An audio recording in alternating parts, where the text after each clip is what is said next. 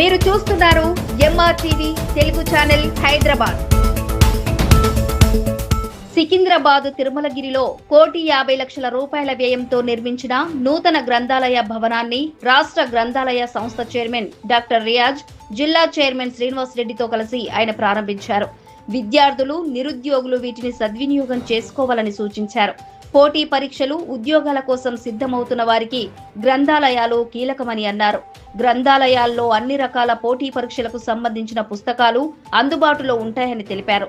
CM Revanth Reddy ప్రజాప్రభుత్వం పాలనలో విద్యకు అత్యంత ప్రాధాన్యత ఇస్తోందని అన్నారు. కాంగ్రెస్ పాలనలో నోటిఫికేషన్లు ఇవ్వడంతో పాటు పరీక్షలు నిర్వహించి ఫలితాలు వెల్లడించి నియామక పత్రాలను అందజేసిందని స్పష్టం చేశారు. ఈ కార్యక్రమంలో అధికారులు, లైబ్రరీయన్లు, కాంగ్రెస్ పార్టీ నాయకులు, కార్యకర్తలు తదితరులు పాల్గొన్నారు. ఈ రోజు 1,50,00,000 రూపాయలతోటి గ్రంథాలయం నిర్మాణం జరిగింది, ప్రారంభోత్సవం జరిగింది. 1,50,00,000 అంటే చాలా పెద్దది. 2 ఫ్లోర్లు, గ్రౌండ్ ఫ్లోరు, ఫస్ట్ ఫ్లోర్ తోటి ఇక్కడున్న ఈ ప్రాంతంలో ఉన్న నిరుద్యోగులకి, ఎవరికైతే సబ్జెక్ట్ నాలెడ్జ్ కావాలా, ఇన్ఫర్మేషన్ కావాలనుకున్న వాళ్ళందరికీ ఇది ఒక గ్రంథాలయం చాలా యూస్ఫుల్. మనకందరికీ తెలుసు ఏ విధంగా ఒక ఆలయం నిర్మిస్తే ఇట్లా భక్తి పెరిగితే సొసైటీ బాగుంటుందో, అదే మాదిరిగా ఒక గ్రంథాలయం నిర్మిస్తే ఒక తరం విఘ్నులు అవుతారు. ఎంతో గ్రంథాలయంలో ఈ పుస్తకాలు చదివితే అందరికీ, ఇక్కడ పుస్తకాలు చదివేవారు పేదలు కావచ్చు, ధనికులు కావచ్చు, ఎవరైనా సమానమే. అందరికీ పుస్తకాలు అదే చదువుకున్న వాళ్ళు, వాళ్ళ తెలివితేటలు పెరుగుతుంది, అన్నిటికీ యూస్ఫుల్. ఇప్పుడు ప్రైవేట్లో కొంతమంది ఉన్నవాళ్ళు ఇంటర్నెట్ కావచ్చు, వేరే వేరే విషయాల్లో వేరే కోచింగ్ సెంటర్కి వెళ్ళి వాళ్ళు పుస్తకాలు తీసుకొని చదువుకునే కెపాసిటీ ఉంటుంది.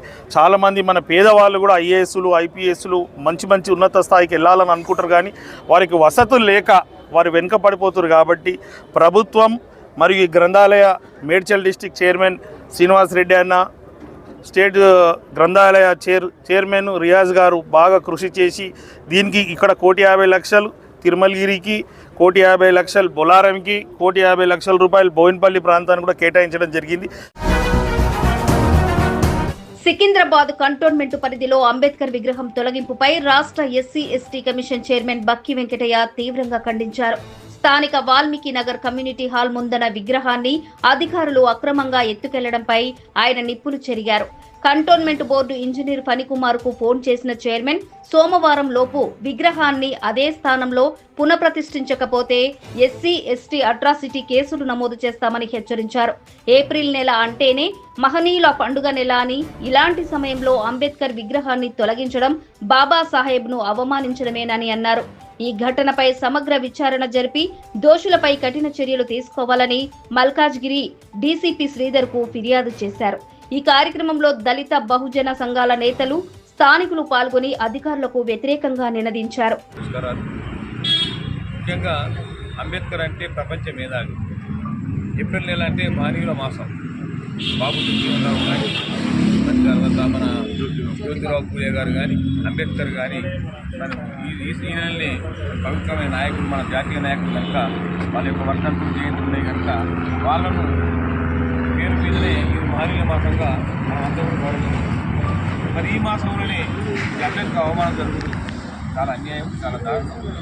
నేను డీసీపీ గారు మాట్లాడి మన దోషులు ఎవరైతే ఉన్నారో వాళ్ళందరూ కఠినంగా శిక్షించాలని చెప్తున్నా ఇక్కడ డైరెక్షన్ ఇచ్చిన డీసీపీ గారికి, మరి చీఫ్ ఇంజనీర్ మరి వాళ్ళ పని గారితో మాట్లాడినా మరి వెంటనే మీరు ఇది ఇట్లా మీరు అంబేద్కర్ గారిని ఎక్కడుందో తీసుకొచ్చి కంటోన్మెంట్ అధికారులు, సీఈఓ కానీ వాళ్ళందరూ కూడా మధ్యస్థ ఏర్పాటు చేయకుండా ఎక్కడ నెలకొంటే వాళ్ళందరిపై మీరు కూడా ఎస్సీ ఎస్టీ కేసు నమోదు చేస్తారని చెప్పి కూడా తెలపడం జరిగింది.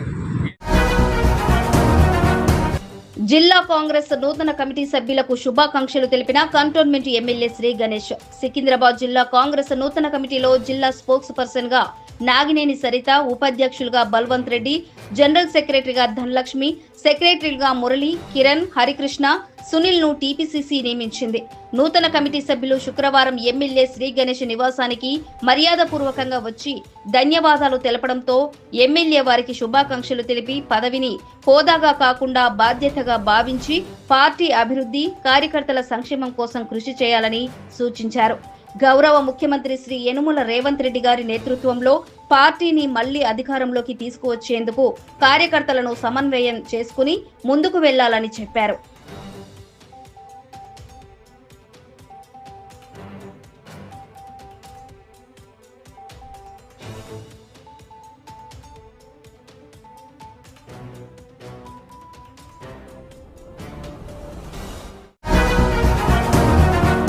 బస్తీ సమస్యల పరిష్కారమే లక్ష్యంగా మాజీ మంత్రి ఎమ్మెల్యే తలసాని శ్రీనివాస్ యాదవ్ క్షేత్రస్థాయిలో సనత్నగర్ నియోజకవర్గంలో పర్యటించారు. స్థానిక రామ్ గోపాల్ పేట డివిజన్ పరిధిలోని జీరా బస్తీ పలు కాలనీలలో పర్యటించిన ఆయన స్థానిక ప్రజల కష్టసుఖాలను అడిగి తెలుసుకున్నారు. బస్తీ వాసుల కోసం 19 లక్షల రూపాయలతో కమిటీ హాల్ను నిర్మిస్తామని హామీ ఇచ్చారు. జీరా బస్తీలోని శ్రీ లక్ష్మీ నరసింహస్వామి ఆలయాన్ని దర్శించుకున్నారు. వర్షాకాలంలో ఆలయం పైకప్పు కురుస్తోందని స్థానికులు తెలపడంతో తక్షణమే స్పందించి మరమ్మతుల కోసం ఆర్థిక సాయం అందజేశారు. బస్తీలో అధ్వానంగా ఉన్న టాయిలెట్లను పరిశీలించిన ఆయన వెంటనే కొత్తవి నిర్మించాలని అధికారులను ఆదేశించారు. స్థానిక గార్డెన్ను పచ్చదనంతో తీర్చిదిద్దాలని, బాలాజీ జీరా బస్తీలో మహిళల కోరిక మేరకు నీటి ట్యాంకు నిర్మాణానికి చర్యలు తీసుకోవాలని వాటర్ వర్క్స్ అధికారులకు ఆదేశాలు జారీ చేశారు. సమస్యల పరిష్కారం కోసమే తాను నేరుగా ప్రజలను కలుస్తున్నట్లు తెలిపారు. ప్రతి సమస్యను పరిష్కరిస్తామని తలసాని శ్రీనివాస్ యాదవ్ స్పష్టం చేశారు. ఈ పర్యటనలో అధికారులు, పలువురు స్థానిక బీఆర్ఎస్ నాయకులు తదితరులు పాల్గొన్నారు. డబుల్ బెడ్రూమ్ ఇళ్ల కల నెరవేర్చిన ఎమ్మెల్యే శ్రీ గణేష్ కు లబ్ధిదారులు కృతజ్ఞతలు తెలిపారు. సుమారు 10 ఏళ్లుగా డబుల్ బెడ్రూమ్ల కోసం ఎదురు చూడగా ఎమ్మెల్యే చొరవతో న్యాయం జరిగిందని అన్నారు. కంటోన్మెంట్ నియోజకవర్గం పికెట్లోని ఎమ్మెల్యే కార్యాలయంలో ఆయనను మర్యాదపూర్వకంగా కలిసి కృతజ్ఞతలు తెలిపారు. తమ కష్టాలను అర్థం చేసుకుని సీఎం రేవంత్ రెడ్డి మంత్రులతో ఫాలోఅప్ చేసి న్యాయం చేశారని వెల్లడించారు. ఎన్నికల్లో ఇచ్చిన హామీ నెరవేర్చి పేదల ఆనందమే తన ధ్యేయంగా బాధితుల ఇబ్బందులను స్వయంగా చూసినట్లు ఎమ్మెల్యే తెలిపారు. ఎమ్మెల్యేగా గెలిచిన తొలి రోజు నుంచే అధికారులు, గృహ నిర్మాణ శాఖ మంత్రులతో సంప్రదింపులు జరిపి పట్టాల పంపిణీ ప్రక్రియను పూర్తి చేయగలిగామని వివరించారు. అధికారం చేపట్టిన కాంగ్రెస్ ప్రభుత్వం ప్రజా సమస్యల పరిష్కారంపై ప్రత్యేక దృష్టి సారించిందని అన్నారు. ఈ ఇల్లు లబ్ధిదారుల ఆస్తి అని స్పష్టం చేశారు. వారి చిరునవ్వు తనకు ఎంతో తృప్తినిచ్చిందని అన్నారు.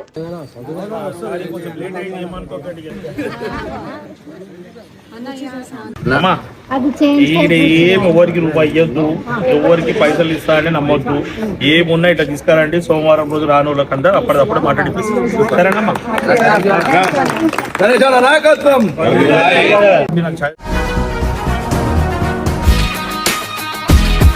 తాజా వార్తల కోసం MRTV తెలుగు ఛానల్ ను సబ్స్క్రైబ్ చేయండి, లైక్ చేయండి, షేర్ చేయండి.